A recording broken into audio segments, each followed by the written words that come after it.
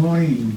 Welcome to the USJI seminar on establishing a global partnership for sustainable development, emerging opportunities for international collaboration on sustainable development goals. I'm Katsuichi Uchida, president of this USJI, and also professor of law at Waseda University. As you know, the USJI is a non-profit research organization here in Washington, D.C., established in April 2009. Currently jointly managed by 9 leading Japanese universities, namely Russia, Keio, Kyoto, Kyushu, Ritsumeikan, Sophia, Tokyo, Tsukuba, and Waseda universities. We are financially supported by Japanese business societies. The mission of the USJI to promote policy-related researches at our member universities, to organize research teams, dispatch the result to a wider communities by the medium of English, to nurture young researchers relating to US-Japan issues, and to formulate a committee of researchers and policy makers. The USJI hold a week-long seminars twice a year in February or March and in September, and occasional seminars almost every month here in Washington, D.C. We also hold sometimes a symposium in Japan. For example, last December, we had an international symposium on building a new economic and financial order in the Asia-Pacific regions. You can see this in our website. From today until Monday next week, we hold 9 different events in cooperation with JSPS and JSP, Japan Society for the Promotion of Science, and Japan Science and Technology Agency. This morning, we have a seminar on establishing global partnership for sustainable development, organized by Professor Kasuga of the University of Tokyo. As we know, Paris Agreement was adopted in COP21 in December 2015. So in order to achieve sustainable development goals, international and interdisciplinary collaboration is necessary. And FutureEarth was launched as a major international research platform for these purposes. This morning, co-hosted by Embassy of Japan and START, a global change system for analysis, research, and training. Both Paris Agreement and the FutureEarth will be discussed by 3 prominent speakers from the United States and Japan. I am quite sure today's seminars will produce a fruitful and productive foundation for further research. Before introducing today's moderator, Dr. Hassan Bichi, Executive Director, International Staff Secretary, USA, I need to receive your permission of being tape recorded. Okay, well, no objections, thank you very much. And the videotapes will be open to the public through the internet. So let me introduce Dr. Hassan Bichi. Welcome.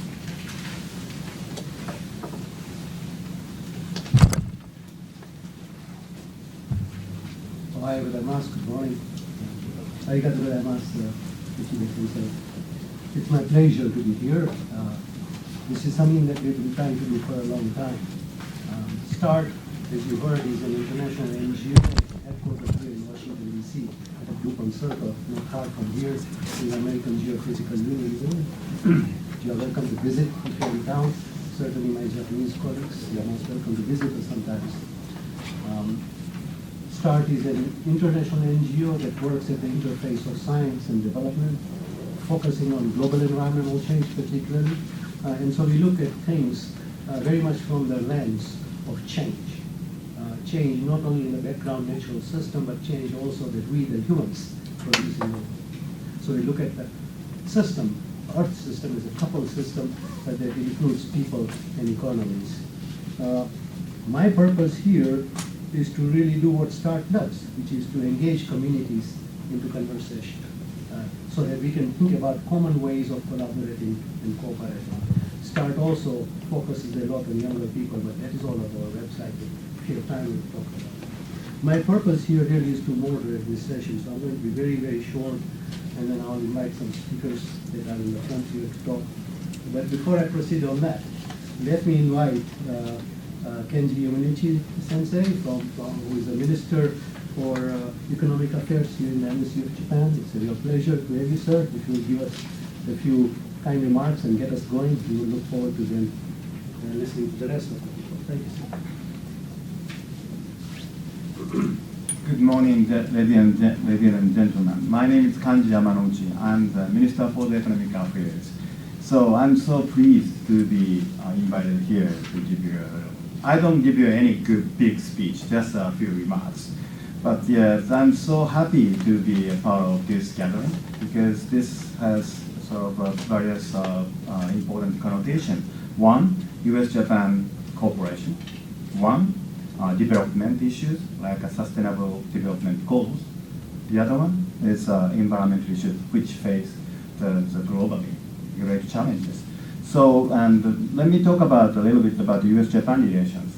We remember year 2015, last year, a very good year, probably the best year in decades for US-Japan cooperation. If you remember, Prime Minister Abe came to Washington, D.C. After Boston and before Los Angeles and San Francisco. He did great meetings with President Obama and gave a great speech at the joint meetings of the U.S. Congress. And the people remember a lot about the TPP, and people remember a lot about security issues when he came here. But please remember, when he discussed with President Obama about U.S.-Japan relations, he put a lot of attention to the new frontier of U.S.-Japan cooperation, including these environmental issues and development issues. So that was clearly stipulated in the two documents signed by President and Prime Minister. One is the joint mission statement of the U.S.-Japan cooperation, and the other is the what we call fact sheet of U.S.-Japan global cooperation. So this clearly, the cooperation between U.S. and Japan, development and environment, are sort of major topics of the discussion between two leaders of our two countries. Then, let me tell you about the year 2015. Last year was a good year for development and environment too. Professor Uchida just mentioned, we agreed upon the Sustainable Development Goals at the United Nations in September, and also Paris Agreement in December. So it was great, because those two agreements are a great achievement of the international community. Everybody knows the negotiation was so tough, and the issue was so complicated. So we should be proud of that. We agreed upon those two great agreements. But I would say agreement is one thing, although we are very proud of it. But implementation is totally different things. And we can celebrate year 2015 as the year of the agreement. But we need to make this year 2016 the starting year of the implementation. And I would say implementation is so tough, because if we talk about the development and talking about the global warming, it can be overlapped, but sometimes it's contradictory. So we need to have the right, we need to find the right balance. But it requires a lot of insight and knowledge and ideas and political determination. So no single country can do it. So if Japan's case, it's great for us to cooperate with the United States. And also, no single government or public sector cannot do this. We need a cooperation with the private sectors. When I say private sectors, it's not just a business, but also academia. So this occasion is just great. So these participants from both public sectors and private sectors and academia and so on. So this is great. But just finally, before I go, I just mentioned the Japanese contribution to this fulfilling the two different goals. The Prime Minister Abe made a good speech in Paris last December, mentioning that Japanese contribution, which called somewhere here, ACE 2.1, yes, by 2020, the Prime Minister Abe made it very clear, Japan, means both public sector and private sector, will increase our contribution to the developing countries on global issues. Now, we spend about $10 billion annually, so supporting the developing countries. We will increase by 30%, I mean $13 billion by 2020. So this is one part of the Japanese contribution. But we need your insight, we need your new ideas, we need your pressure so that the government, which can be very conservative, but can move forward. So I really think that today's panel discussion will be a great occasion for us from the industry, from the government, to receive the great insight and advice. Thank you very much. Thank you very much, Sensei. It's a real pleasure. I call everybody Sensei. To me, you are all teachers. And in this conversation, certainly where we are exchanging views, you are all teachers. It's my pleasure now to invite a person who is right now in Alexandria, Egypt, actually. He's the executive director of FutureEarth program, Professor Paul Srivastava. Paul, can you see us, or you can hear us? We can hear you very well, Paul. So would you please give us an intro to FutureEarth Global and its relationship to sustainable development goals and the enterprise that we are engaged in, so that we can then begin the process, and you will be followed by our colleagues from Fumiko and John Pagem. Okay. Thank you very much, Hassan.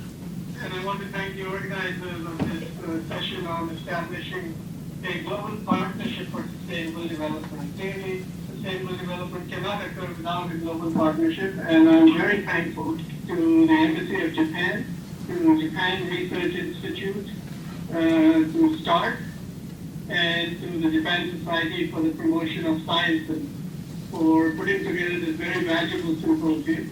And I'm sorry I cannot be with you there, but you will excuse me, because in replacement I have this view to work from. And a colleague, Josh Tewksbury. Hello. I apologize not being here as well. Normally I'm closer, so I'm with Paul here.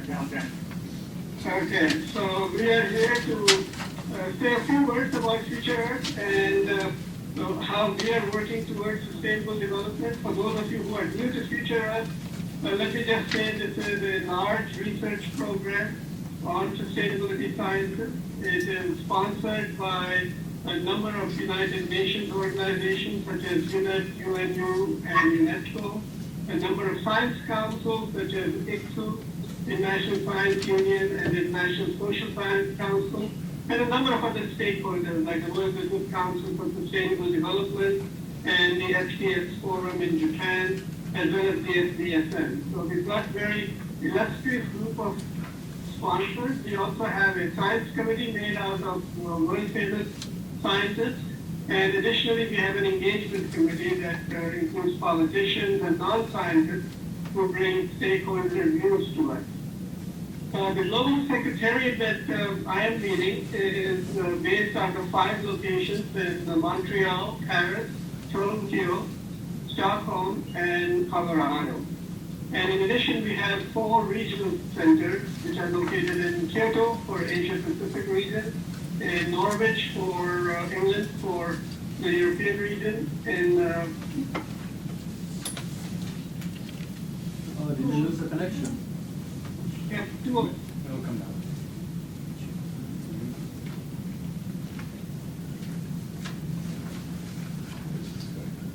and South Africa.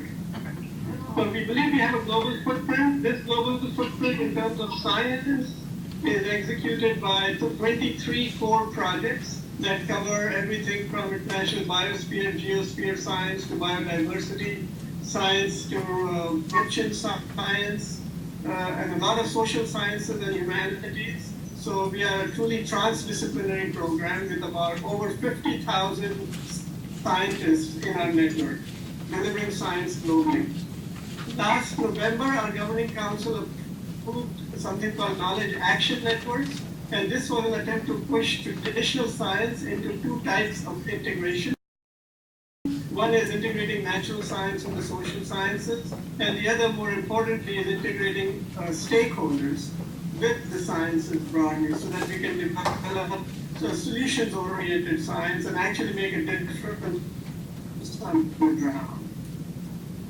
And we do this through our core projects, through our fast-track initiatives, and through our cluster activities, and through the knowledge action networks that have just been approved. So let me just say, from a sustainable development standpoint, there are four things that have happened, or three things that have happened, and one that is going to happen this year, that show that there is a global consensus for sustainability. The Sustainable Development Goals were signed in September of last year, and prior to that, we had the UN World Conference on Disaster Risk Reduction in Sendai. We had the COP21 meeting that led to a climate treaty, and this year in Kyoto in 2016, we will have Habitat 3. And these four treaties collectively show that there is global consensus among political leaders, among business leaders, among civil society leaders, that we all need to move towards sustainability. In order to do this, we need to collaborate, we need to cooperate globally, and we are hoping to do that through a number of things focused specifically on sustainable development goals. So, just want to point out 3 or 4 activities, and then you all can continue with your meeting. So the first activity we did was in September of 2015. We did a workshop on measuring sustainable development goals. We're doing a workshop on foresighting sustainable development goals in April of 2016. We are working on a project called The World in 2050 with the Stockholm Resilience Center, IASA, and SDSN. We are supporting the Global Sustainable Development Report with UNDESA. And finally, we are hoping that our FutureEarth national committees will help develop national sustainable development goals. So we're just at the start of this. We look forward to collaborating with you. Thank you very much for organizing this meeting, and we look forward to working with you all. Thank you very much, Paul. We appreciate your comments and introduction. Sorry, folks, there was a little bit of a disruption there. Paul disappeared for a short while. What he was saying was that FutureEarth structurally has established 5 global hubs. They exist in Japan, here in the United States, in Canada, in Sweden, and in France.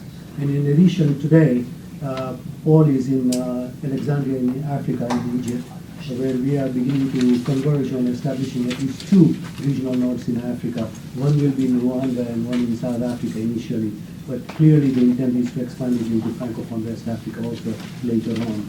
So that is the structural part of it. Let me then move ourselves a little bit from broader discussion to a little more specific conversation and introduce you to my good friend Fumiko. Fumiko is actually a sensei.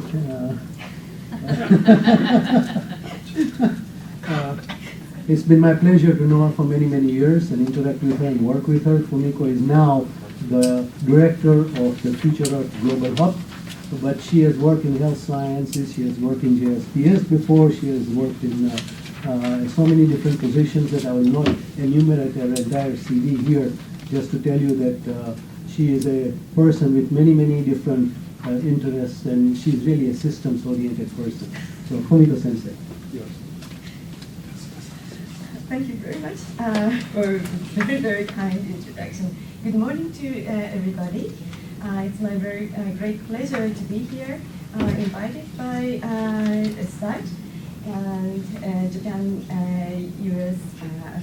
US-Japan Research Institute and Embassy of Japan, and collaborated with Japan Promotions, JSPS.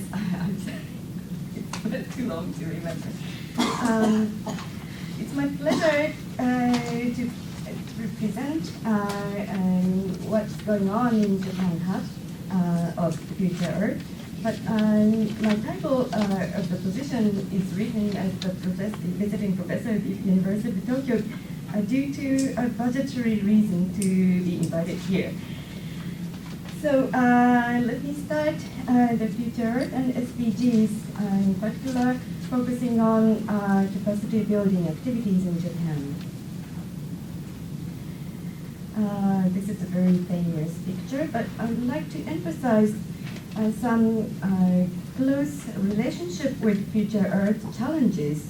Although Paul didn't mention clearly, we have developed 8 challenges to be achieved by 2025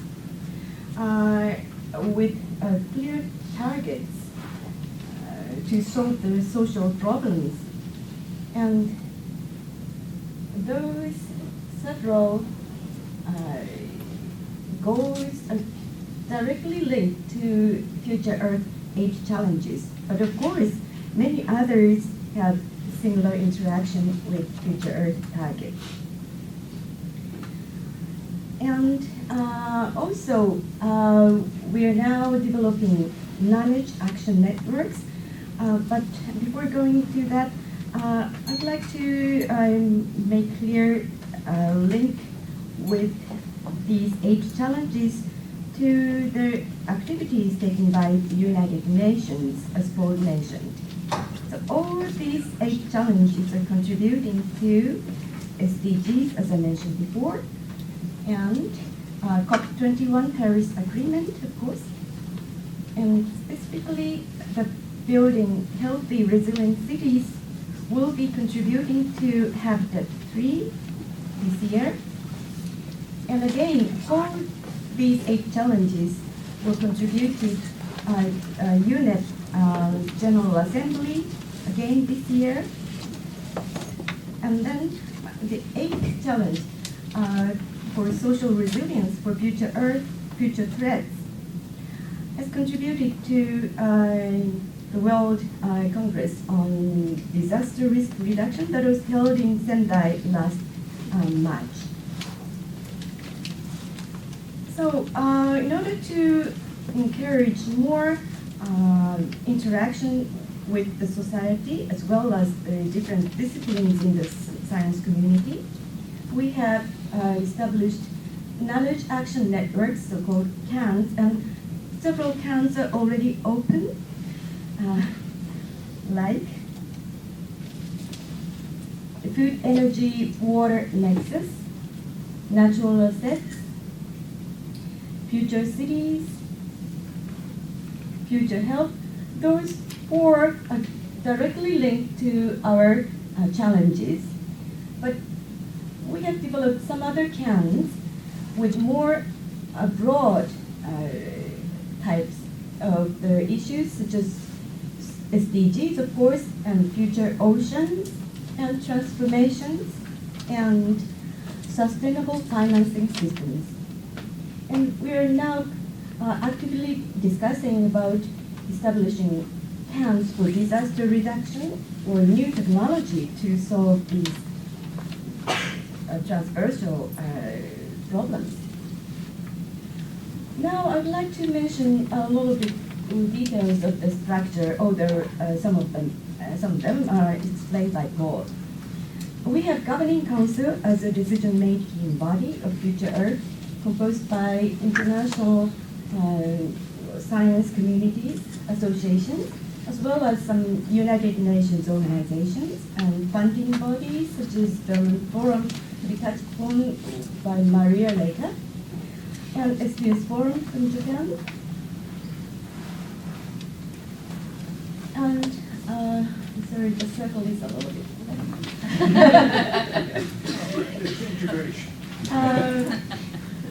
the Global Secretariat is supporting the structure composed of Science Committee, Engagement Committee, and Governing Councils as a whole. And the shape of the global hubs are very unique. It's very even and distributed through the world, composed of 5 hubs. In addition to global hubs, which deals with common activities, global activities of the FutureEarth, we have 4 regional centers at this moment. In Kyoto, to take a take care of Asia Pacific, and in UK, Norwich to take care of Europe, and in Uruguay, that is the missing part of the whole topic. Uruguay to take care of Latin America, and in Cyprus, in taking care of Middle East and North Africa. And Paul and Josh is now working today to help establishing regional offices in Africa, one in Rwanda and one in South Africa. So, as you can see, Japan is the only country who hosts both global hubs and regional centers. I was serving as the Vice President of International Activities of Science Council of Japan, which is the National Academy of Japan, which is corresponding to National Academy of Sciences in this country. And when I was serving that position, the FutureEarth called International Secretariat, and Japan made a hand and made a presentation to invite the Secretariat. It's just only selection committee of Olympic Games. But Maria knows the situation. There are many very nice presentations, and we didn't want to lose any of them. And as a result, we decided to establish collaboratively the one common secretariat.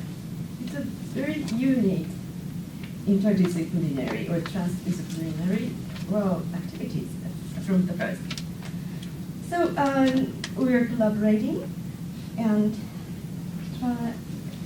the future Secretariat of Japan is supported by Japan Consortium, composed of 17 organizations. And I'll touch upon some activities of several organizations, but I'd like to mention that the recently Hiroshima University joined the consortium due to the kind interaction of Hassan.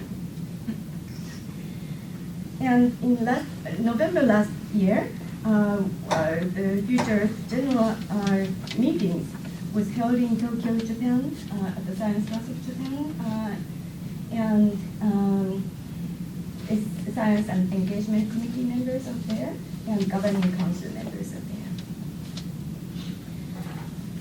So, as an actual action taken by some Japan Consortium members, this is taken by Kyoto University, focusing on how we should implement, as Mr. Yamanouchi Sensei mentioned, as a year of implementation. This is the year, very important. And this project called Post 2015 are focusing on how to make implementation and how to integrate with the local, regional, and national governments. And they had proposed several prescriptions on 9 targets with 28 prescriptions, and all of those are somehow related to SDGs, as you can see on the right hand, like this. It's a prescription to be applied to Japan, but as Mr. Yamanouchi mentioned, these activities should be encouraged in every country to be applied to their culture and society. And in addition, there are some leading activities like Tohoku University, which leads environmental leader program. This is an example with University of Gajah, Indonesia. The students have learned a new approach to make trial and error from the very early stage of the program. As an example of transdisciplinary approach. or Kyushu University, which has established decision science program. This is an example of interaction with Cambodia. And I don't know what they mentioned, but Future Bento Day, a lunchbox day on the moon. It's very unique activities are taken by universities. And this is IR3S, Integrated Research System for Sustainability Science in the University of Tokyo. They have led many activities in sustainability science in years, working closely with the local communities, local governments, with that, and of course with international communities on resilient city against disasters or facing to lower birth rate in Asia, or Satoyama and Satoumi. Do you know this? Very close ecosystem near the human communities with the hills or surrounding mountains or even surrounding oceans.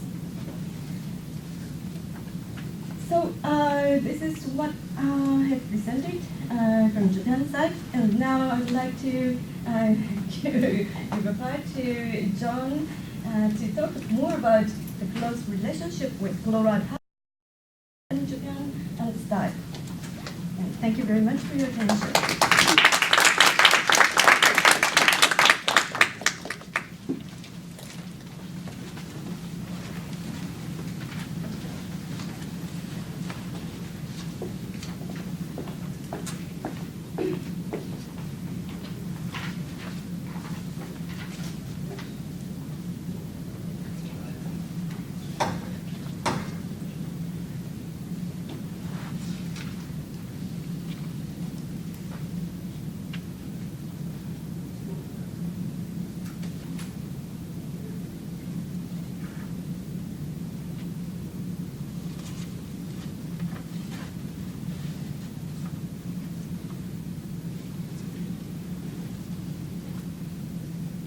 Very much.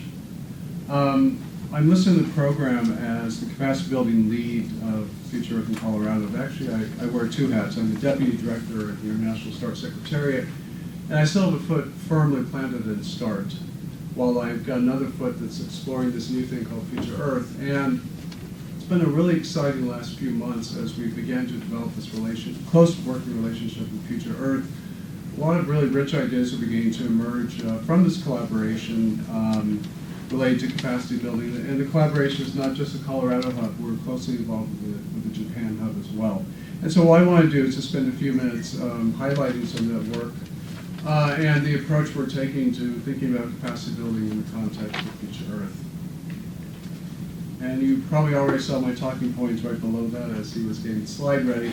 But my beginning point was that making progress on the SDGs requires new kinds of alliances, new ways of engaging different kinds of stakeholders to really understand and animate and enlarge the decision space, the solution space in new ways. And that's what FutureEarth is striving to do, is through knowledge co-production, knowledge co-design, co-production, to really form new kinds of alliances, new kinds of interfaces between science, between policy, with the private sector, with civil society. So it's a very ambitious goal, but very much a needed goal in terms of trying to move towards achieving the SDGs. And as was mentioned, the main modality for doing that are these knowledge action networks, or CANs, K-A-N. This is a different kind of schematic showing it as a web. And the purpose of the CANs, again, is to foster action-oriented research, to help to define new kinds of research questions, bring different actors around the table to say, these are the real research needs that we have that aren't being answered by the global change science community presently. And then thinking about synthesis of this and new ways of innovative communication. And I like this picture of a web because I think it really shows the linkages between these different knowledge action networks. And all those funny little color things other than the blue one are a lot of the core projects that form the science basis of FutureEarth. But the nice thing about the collaboration with START is that a lot of the friends of START, people that START work for, are not necessarily part of that cohort. So what we're trying to do is open up and help to expand this open network and bring in other kinds of partners into this effort. And as was discussed, University of Colorado is obviously a key actor in trying to advance efforts on the knowledge action networks. And it's a lead on these three functions: capacity building, research enabling, and communication. Obviously these things are interlinked, but what I want to focus on is the capacity building piece of it, because of the hat I wear as Deputy Director of START. And particularly on this emerging FutureEarth START engagement. FutureEarth is keenly aware of the need to reach out to organizations that have presence and credibility in the regions. As Hassan mentioned, START's been working in Africa and Asia now for nearly a quarter century, doing research-driven capacity, particularly emphasizing early career science and strengthening skills, knowledge, and connectivity of these early career scientists. A lot of action-oriented research, very much at the interface of development, so bringing in different research that engages different kinds of actors.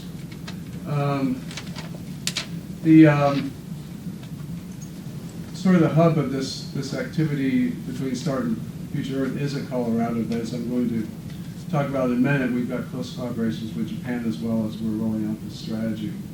But first, a few guiding principles of capacity building that have become gospel at START over the last couple decades of work. One being that we're not beginning with a blank slate, that capacity mobilization is an essential component of broader capacity development. There are interesting opportunities, and I think particularly in the FutureEarth, to mobilize existing capacities in different ways to catalyze additional strengthening of capacities in global change science and transdisciplinary type of work.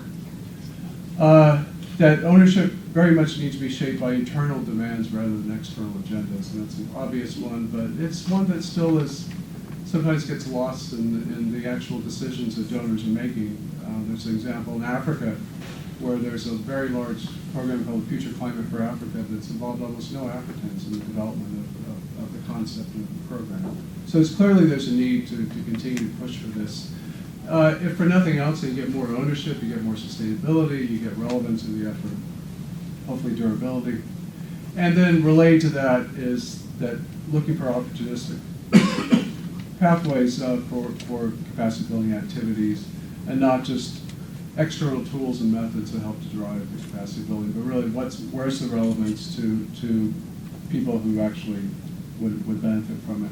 And also looking outwards as well and saying that there are emerging technologies through social network, through new data analytics, data visualization, exciting new areas that we can bring into future trying to achieve scale, but keeping in mind the issue of relevance. Okay, moving on now. Last October in Hawaii, we had a meeting between START, FutureEarth Colorado, and FutureEarth Japan to begin to develop a framework for capacity building on the FutureEarth. A lot of those principles that I showed on the previous slide are helping to inform this effort. And one of the things we really want to stress is a regional consultative effort. So we put together a strategy, it's in the draft form, and we've sent it out far and wide to partners around the world. And we're still undergoing the kind of sending out process to have them look at it and provide feedback on it. How relevant is this to your needs? Where do you see in particular area of priority? And then asking questions like, what would successful capacity building look like 10 years from now after FutureEarth has come and hopefully not down, but it's continuing. Ooh, 2 minutes. Okay, need to speed up a little bit. Sorry about that. Anyway, so we have this survey that's out, and then we're also doing work with Japan to develop these expert meetings that bring people around the table to look at a particular sustainability issue and then drill deep down into saying, okay, what kind of capacity building do you need in the private sector, for civil society, for these linkages between these different domains of research, civil society. And so we're hoping to pilot something in Southeast Asia in May, and we're having discussions, we don't know yet, but discussions to possibly do this in East Africa as well, another rapidly urbanizing region. and a great activity for the new regional center that's coming online. So very briefly, systems on this capacity building strategy, systems is our entry point because these are very complex issues and we can no longer work in silos. We need to think much more in systems and future focused. But you can't really have systems level capacity building without these other pieces of individual and organizational capacity building. So how do you integrate it? How do you have these nested scales that at the individual and organizational level that then feeds into systems? So what I'm going to very quickly go through is some thoughts that we're having. This isn't the end-all be-all of individual level capacity building. This is what we're putting out there for response for the global community to respond to help us think through to improve this effort. And so at the individual level, obviously transdisciplinary expertise and co-design, co-production is very important. And we're doing some work with the International Social Science in Africa on this effort of training on transdisciplinarity. We hope to work with the Belmont Form on the food, energy, water nexus, again on transdisciplinary training. And then thinking about workforce development, are there new tools, new data analytics, new data visualization, other ways of engaging the private sector in helping to harness solutions for sustainability. And then thinking about peer-to-peer platforms of early career scientists, youth networks, civil society platforms, and so forth. And it's not that FutureEarth forms these, it's FutureEarth helps to better enable them to be more effective. On the organizational level, the entry point we're looking at is on sustainability education and thinking, yes, at the university level, but also K through 12. I've had so many of these dialogues on climate change where they say, we've got to reach the youth, we've got to reach the young people. Well, can we begin to think about doing that? And so pedagogic approaches, new curricula, new online support resources, things like that, and beginning to get future-focused strategic planning into organizations. We don't know how we're going to do it, but we know we need to do it. Yeah. Well, I'm honest. In terms of systems level, again, it's how do you recognize complexity and incorporate into capacity building? That's what we're trying to do at the systems level. And just bring it back to these 8 focal challenges of FutureEarth, in which are embedded many of the SDGs. Each of these is an incredibly complex issue. And when you think about the interlinkages, because all these things are linked, and you've got a huge amount of complexity. So how do you begin to unpack that? What kinds of new alliances do you need to deal with resilience, to deal with biocomplexity, and how do you bring futures literacy into it? How do you begin to think more regionally in terms of problems? Because a lot of the problems and the solutions, we tend to think of them very proximate, but in fact they're very distant. So trying to understand the teleconnections, trying to articulate those and move forward. Okay, I'm out of time, so I just will make a final comments here. This is the partnership between FutureEarth and START. Here's our contact information. And Josh is doing a great job of reaching out to the foundations and beginning to come up with a vision of the foundations and looking at Belmont and trying to see is there a coupling between the science funders and the people who are funding societal action. And I think through this capacity building strategy, we can begin to articulate things and put together some interesting activities. So I would welcome the opportunity to come back here in 6 months or a year and brief you on how we're doing. Thank you.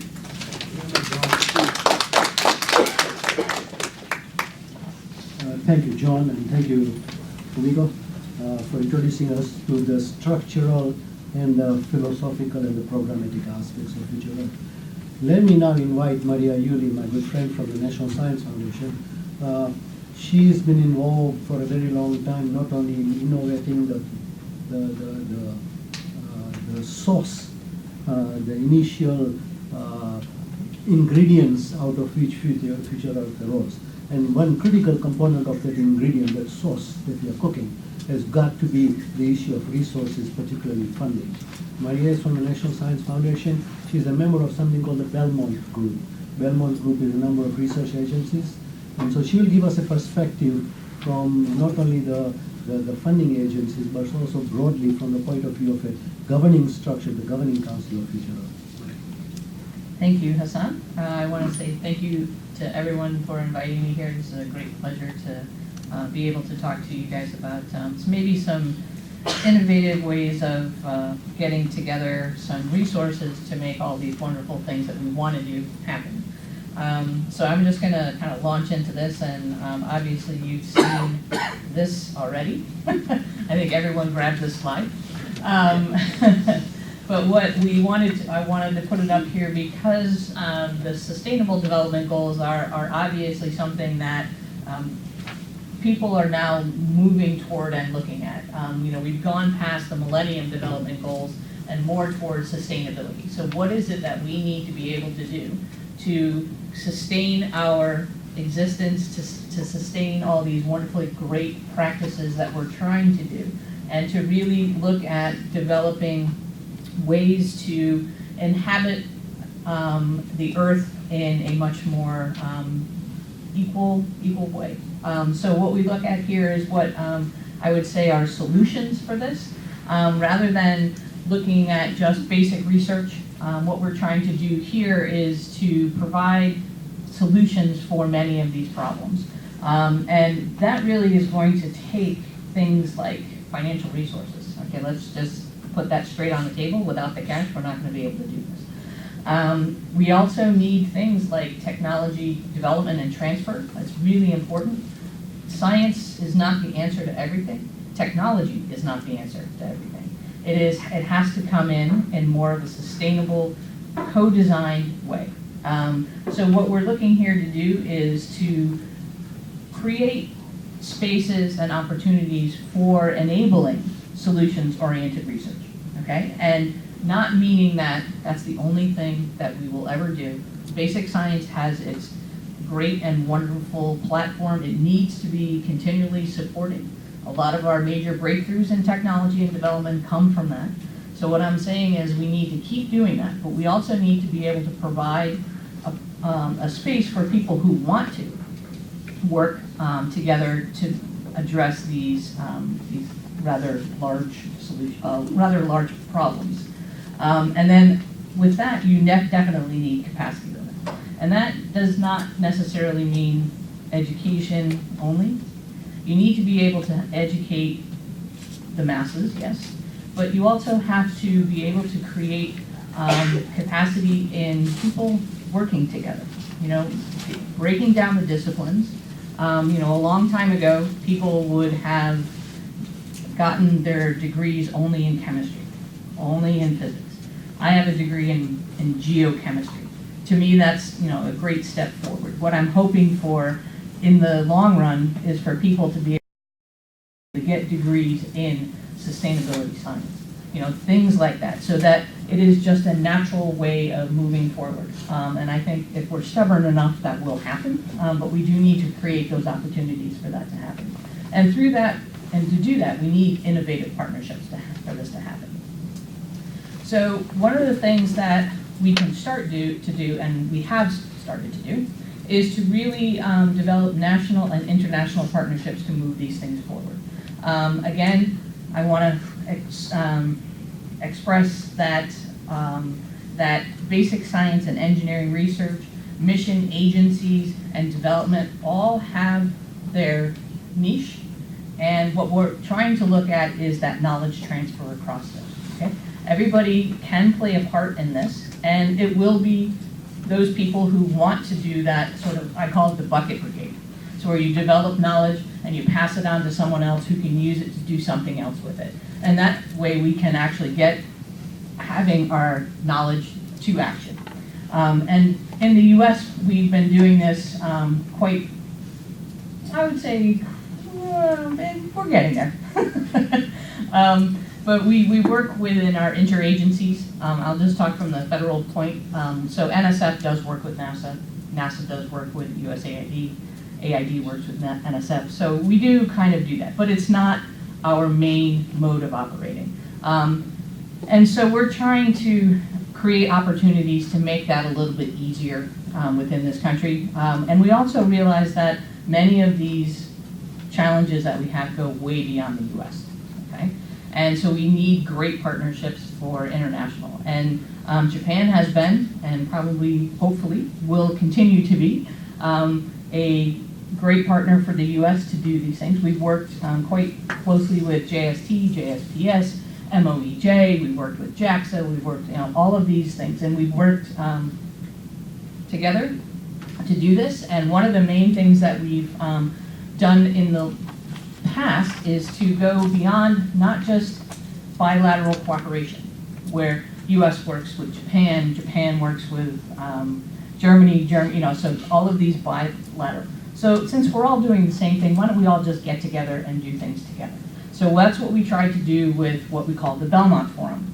And that is really a way to, it was established in 2009 as a way to create opportunities for global environmental change research on a multilateral scale. So go beyond just a call that is UK, US. So we wanted to open that up beyond what we're doing here.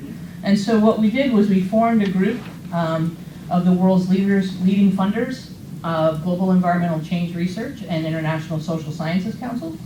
And what we did was we said, okay, so what can these groups do together that we can't do on our own?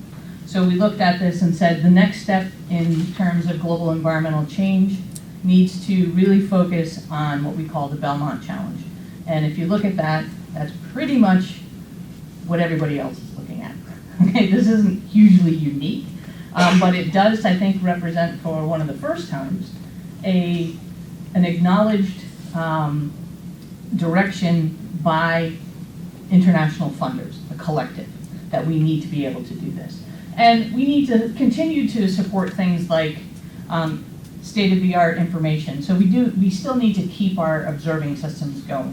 But what we need to do now is to really start to promote that interaction of natural and social sciences. When we're talking about societally relevant issues, you need to include society.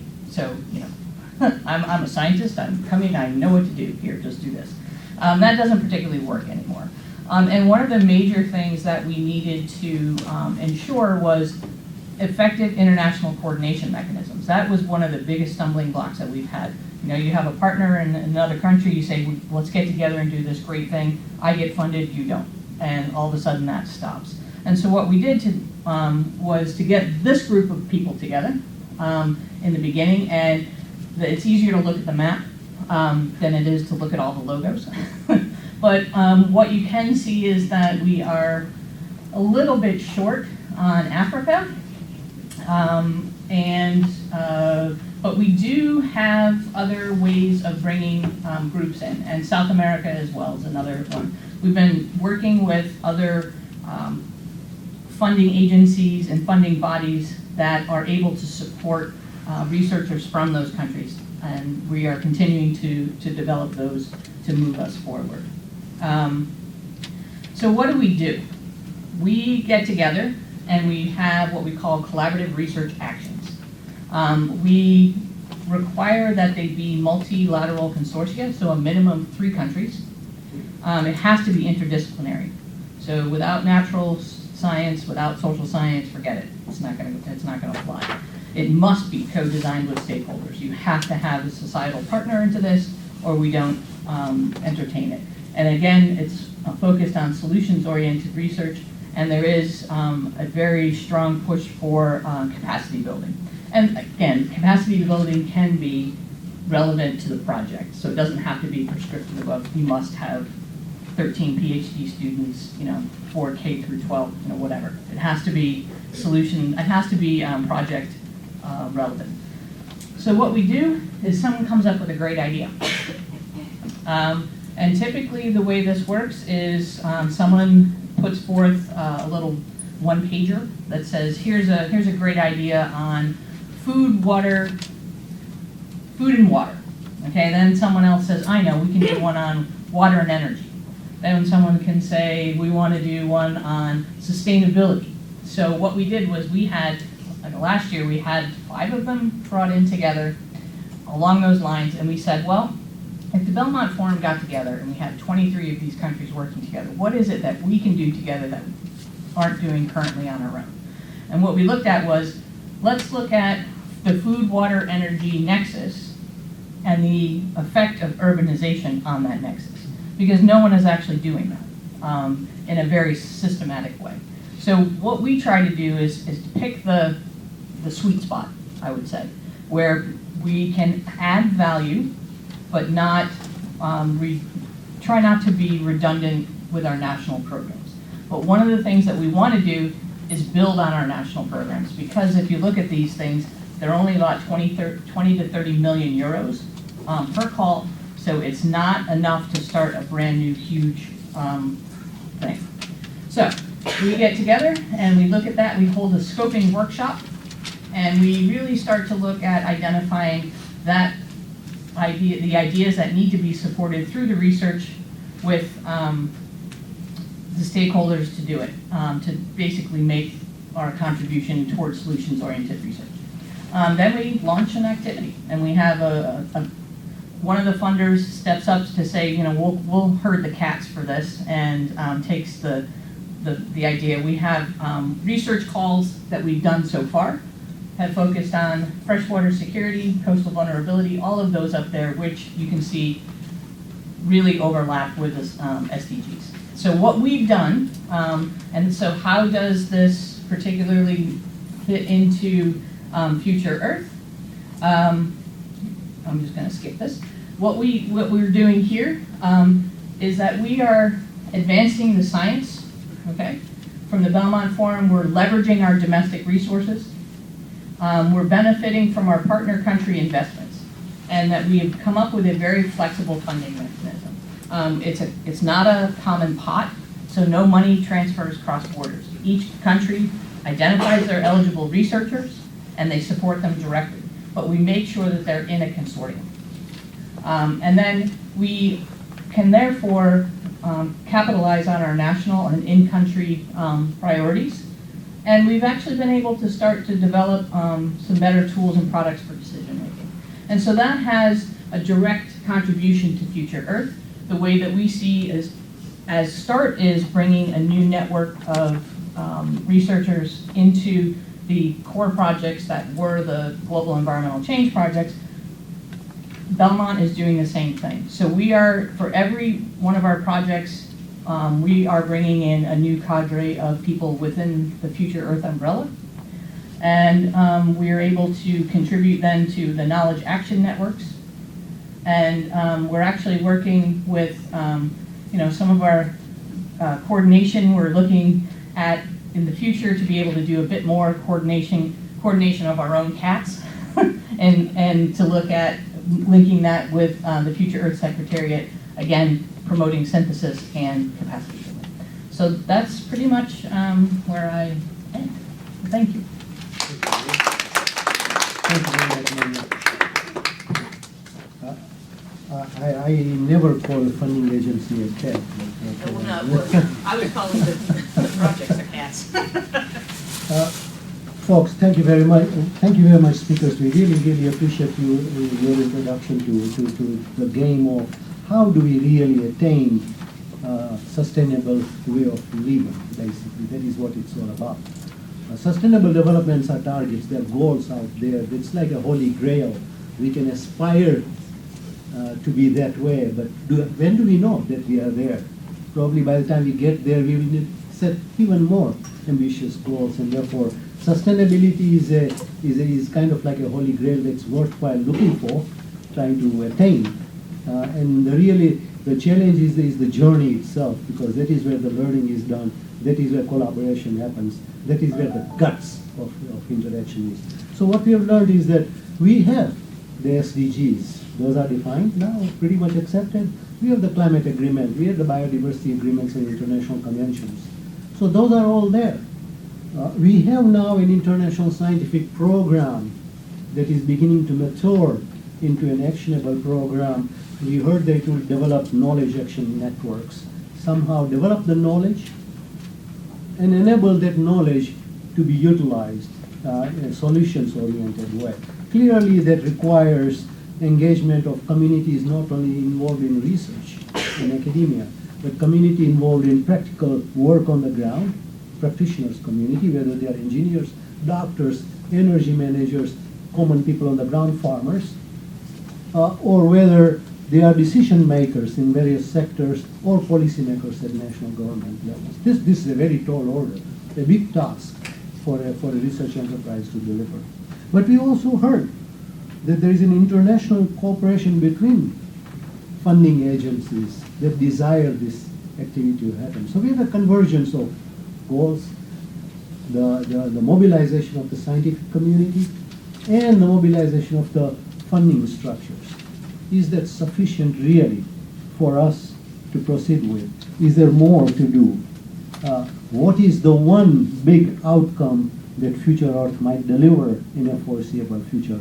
Are those real new knowledge so that we can mobilize our communities to act in an appropriate way? At what scales is sustainable development possible? Is it global? Is it local? Is it regional or national? Those are all kind of hairy issues that are out there, and that will take a long time to examine. But we should really begin that examination right away. Consequently, I invite you all to react to these kind of thoughts. If I don't see a show of hands, I'll ask people. So let me start with my good friend Ilan there and ask him to comment.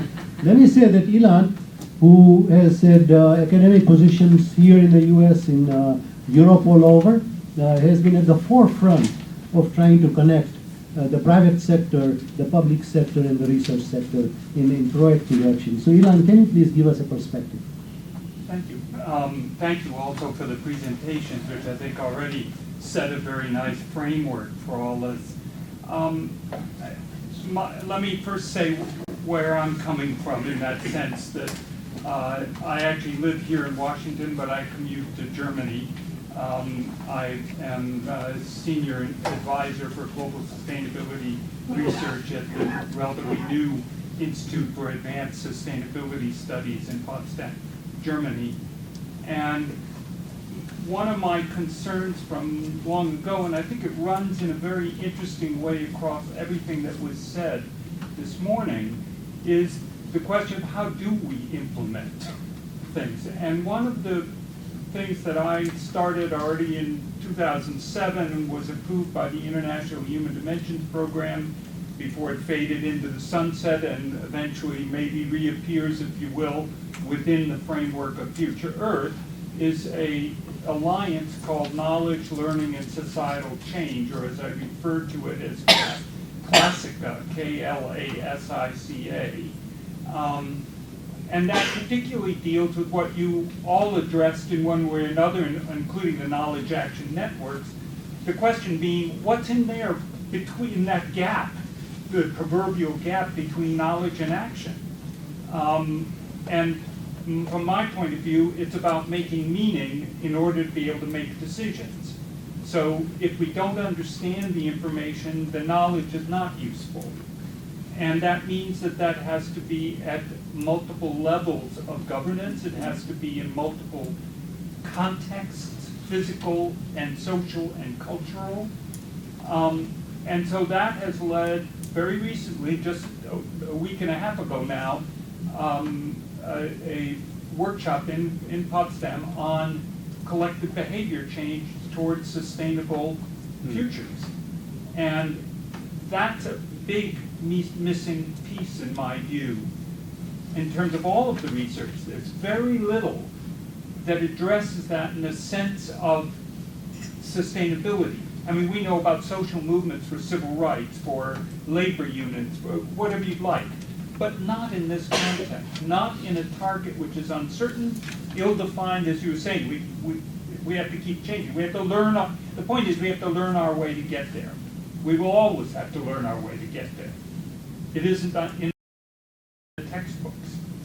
So, sorry, long spiel, but the point that I think is really important is that there are new developments now, and I should mention two other little pieces to this. I'm involved with the German FutureEarth Committee, which is specifically looking at how we engage with the broader social science community to address these questions. Second, we just came from a meeting that is trying to establish a knowledge action network in Berlin at the Extreme Events and Environment meeting, which was, I think, very successful, very good. And I will be next week in Kyoto for a meeting about the consumption and production knowledge action network. They just asked me to do that before a keynote I have in Tokyo. anyway, so that there's more in this framework, but I think it is worth thinking very hard about how it is we actually, as communities of whatever size, the scaling, it seems to me, has so much to do in terms of implementation with the nature of these collective, not just, do you personally take your garbage out, but how do social norms and implementation in different cultures actually act, and how do we do that? Thank you, Elon. I appreciate those comments. Any reactions to those right away, or any reactions from anybody about this? I want to come back very quickly. It's a couple of other thoughts. The gentleman at the back first, and then you sir. My name is David Loudon, and I'm retired government person and now analyst. But in tying to what you're saying there, and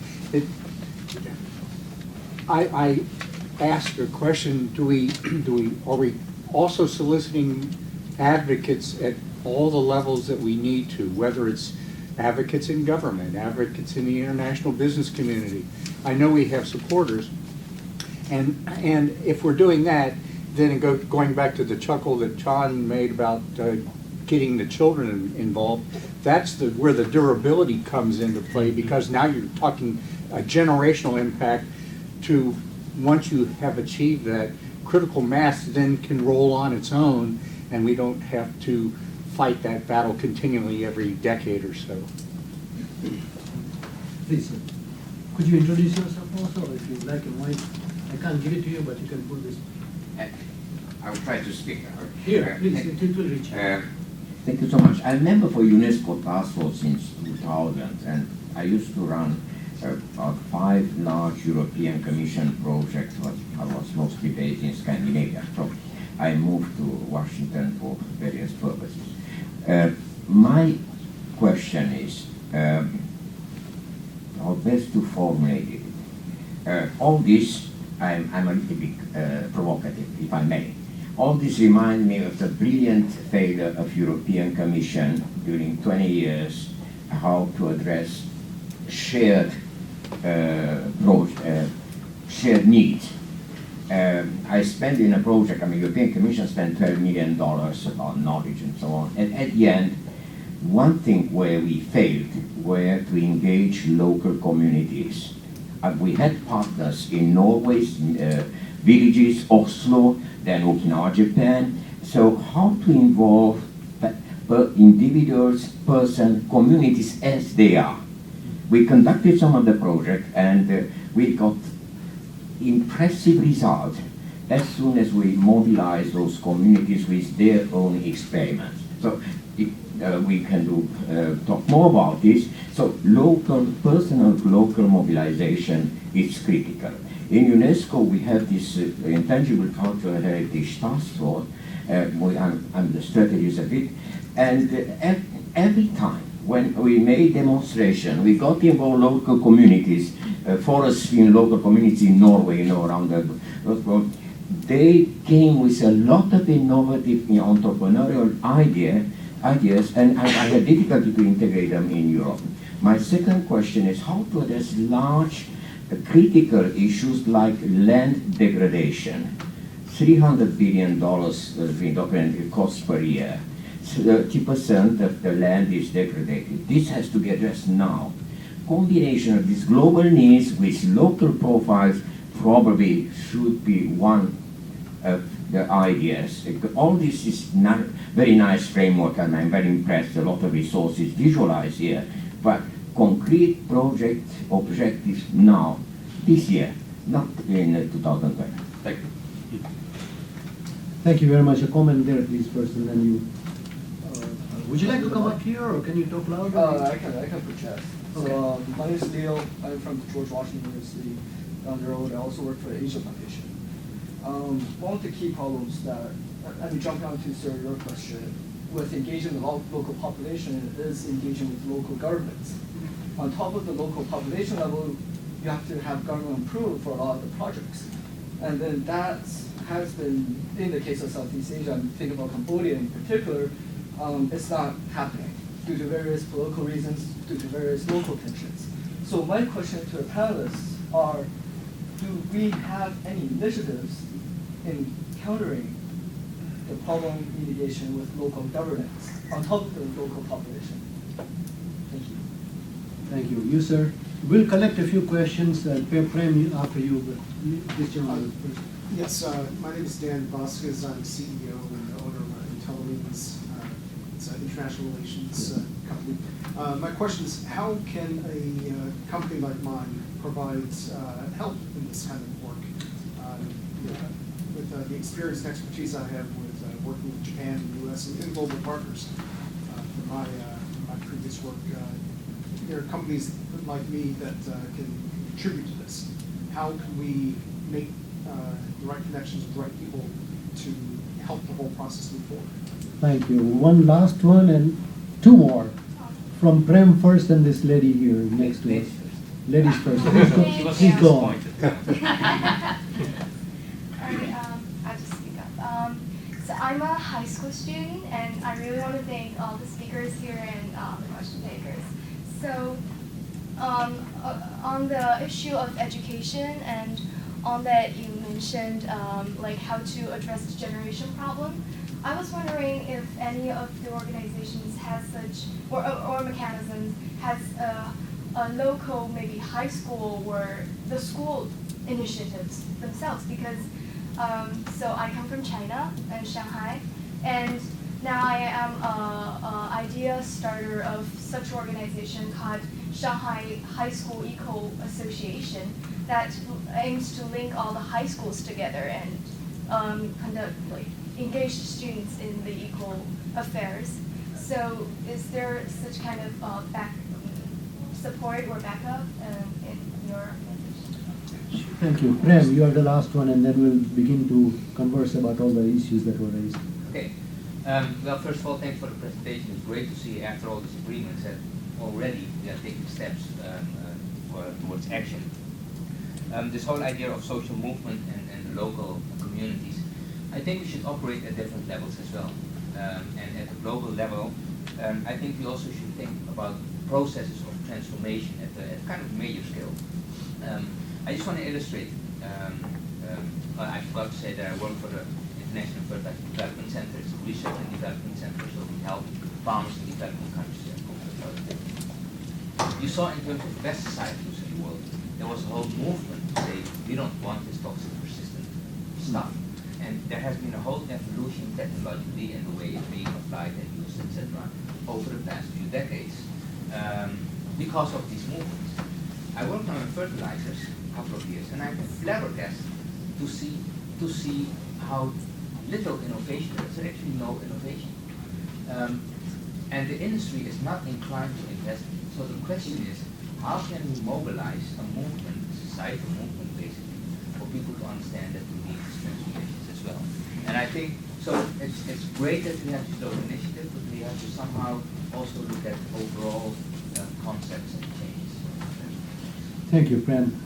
Folks, listen, we have this room for only a few more minutes, so I'm afraid we might not be able to get into a real conversation that I would have liked. But nevertheless, very important points have been raised. On the issue of scales, at what scales is such an enterprise of putting together communities of practice that includes the research community, the practitioner community, and the private enterprise, the decision-making community, whether it is a decision maker in a private sector, and a utility sector, or at a national government level. How do we do this, and at what level is it most effective? We heard that local levels might be the most challenging and yet the most important ones to tackle. There's one thing that I would like to hear a comment from you about. The other one related to the issue of land degradation, land grabbing and all those. John, perhaps you want to address that a little bit. Then there was this issue of the non-tertiary level, that is lower than the tertiary schooling level. And I agree with you that looking forward, that if you do not pay attention to the non-tertiary level, your scales, and even down to the kindergarten scales, and begin the process of teaching sustainable ways of living, then we will not be able to transform our societies in one generation or two generations. So we have to begin there. So can we address that?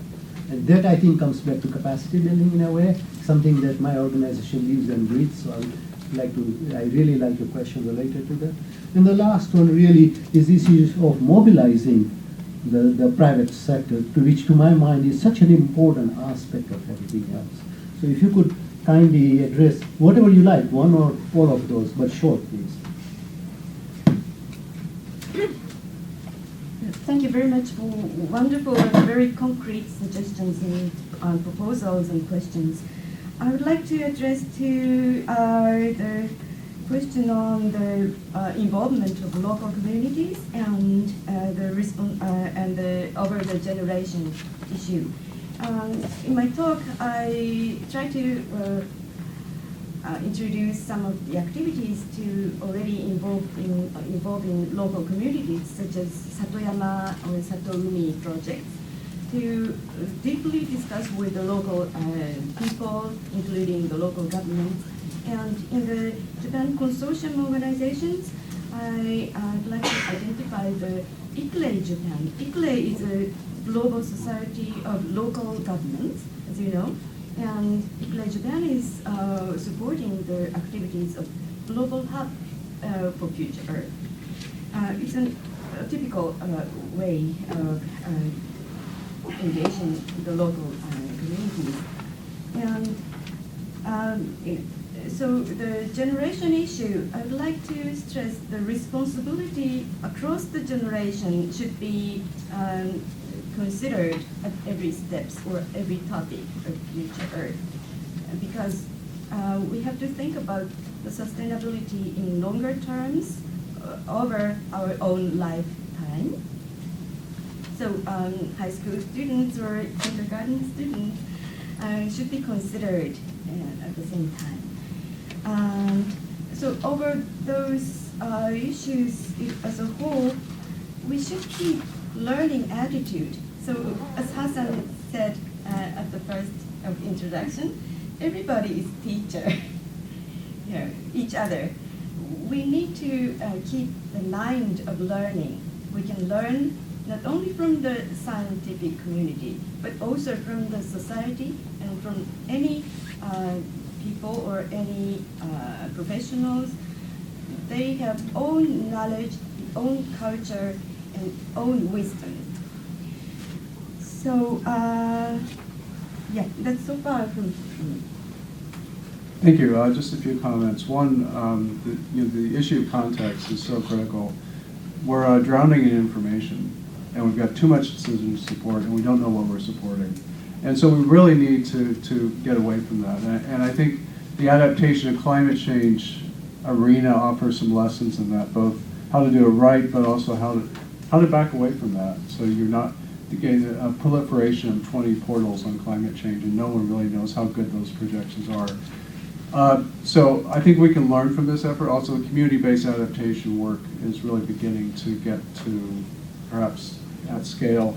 The issue of land grabbing, I'm not going to really get into that, except for really trying to understand where the unintended consequences of actions. The European Union's decision for renewables then fostered something of a land grab on biofuels in Africa. But really, again, getting back to the context, the development context, there's finally, in the next year or two, there's going to be a continuously paved corridor from Accra, Ghana on the coast all the way up to Bamako, well into the interior. That opens up tremendous opportunities, but also opens up a lot of risks. So there are stake winners and stake losers in this thing. So we really need science in that regard to really understand what these trade-offs are. And lastly, I think the issue of transformation is critically important. And how do we get away from projectizing adaptation, for example, and projectizing the SDGs, and really getting at new ways of doing it? I don't have the answer, but I just know what's wrong. I know what doesn't work. And so trying to avoid that is very important. And I think usually you can hear me. Yes, I can. From a funding standpoint, we run into many issues, and what you're talking about here with local engagement with local communities and that kind of thing, and the supporting of social science and that. And I think Belmont has made small steps toward that, but we are still running very lean in terms of the number of organizations that we have that we're partnering with. And so we have very difficult time supporting industry involvement in this. But that's not to say that we don't want to do that. We are trying to build some partnerships with foundations, which will help to enable the stakeholders. So right now, many of our funding agencies cannot fund local stakeholders. They can only fund their researchers. And so we have to act within our, I guess, our mandates. But what we want to be able to do is to develop partnerships with other groups. It's kind of that bucket brigade thing I was talking about before. If you have the right coalition of partners, you should be able to put a consortium together to do specific things where each is supported to contribute to that overall goal accordingly. And so what Belmont has been trying to do is that we do require stakeholder engagement in all of the projects that we have, but the support of that has not been as robust as we could be. And we are actually looking now to develop some partnerships with some foundations, and if there are private sector companies that want to be involved in what we're doing, we would love to have people come to the table to talk with us about what they would be interested in doing. I think one of the things that we'll be looking for FutureEarth to help us do is to make those connections. We are really good at knowing our counterparts in each and every country, so I have a Rolodex of who I need to call in Germany and Japan and everywhere, but not so much from the foundation point of view, nor definitely not from the private sector. And so I think our engagement of Belmont in FutureEarth enables us to be able to start to open and access those networks. And one of the things that we will be doing is working with FutureEarth on capacity building, and capacity building in terms of how do you get university researchers to embrace the concept of co-design, which means that you have to listen to your stakeholder to know what they want, and it's not just what you want. So you have to be able, and it's not something that the academic community is taught to do, and we probably don't want the whole academic community to do that. But for those who want to do that, we want to be able to provide some training in order to do that. And so we're going to be partnering with FutureEarth and with START in our upcoming Food, Energy, Water Nexus, and Urbanization. That new call that's coming out, we are going to be having workshops where people learn how to co-design. So we're starting to take that more seriously a little bit. We're going to try and get the groups together in workshops so that they will come together and start to understand how to put their proposals together. And unfortunately, they have to submit and go through the regular academic kind of research bit. But until we get other groups involved, we're going to have to kind of stick to that. But if we are able to diversify our funding portfolio, we may be able to diversify the avenue and activities that we support. Thank you, Maria. Let me summarize with two thoughts that stick in my head out of this conversation. One is this issue of developing a better way of integrating ourselves and interacting, some kind of an open network, something where we can belong and yet we can only belong, and if we are effective, and if we are not effective, we can walk away from it. How do we do that? And we heard from John that in FutureEarth, actually there is thinking about creating a broad open network of some kind that would then entice and engage different communities into a common practice. That's a dream, needs to be realized. A lot more work needs to be done. But my sense is that the private sector is much better at this than the academic sector. Academic sector makes networks through creating a web-based portal and blah, done.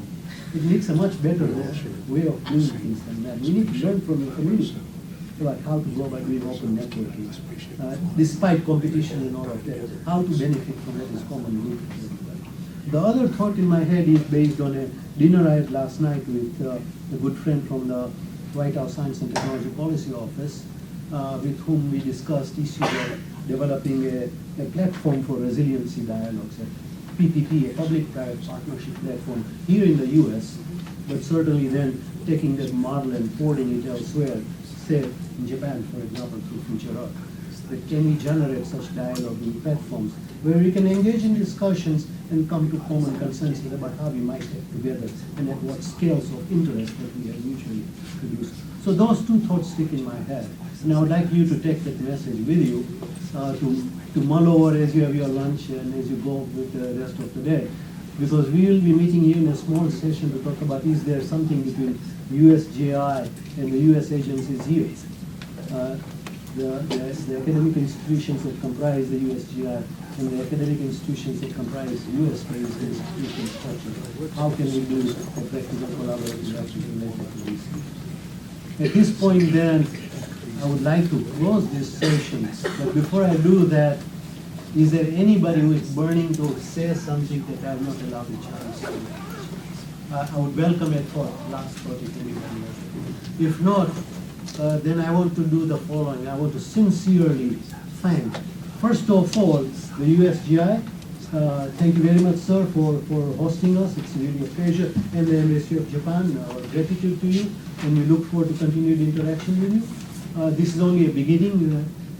We thought we would do this as a learning process between ourselves, and so we hope that we grow from here and perhaps address then issues like the very rapid urban growth in the world anticipated in the next 20, 30 years still, and the related issues of sustainability, say food, water, energy in an urban context.